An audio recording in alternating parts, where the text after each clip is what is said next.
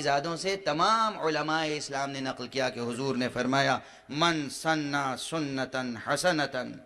فلہو اجرہا واجر من عمل بہا الی یوم القیامہ، جو شخص بھی کوئی اچھا طریقہ ایجاد کرے،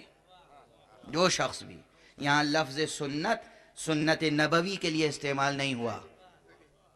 حضور خود لفظ سنت کو اپنے عمل کے لیے نہیں اس فقرے میں ارشاد فرما رہے ہیں، کوئی بھی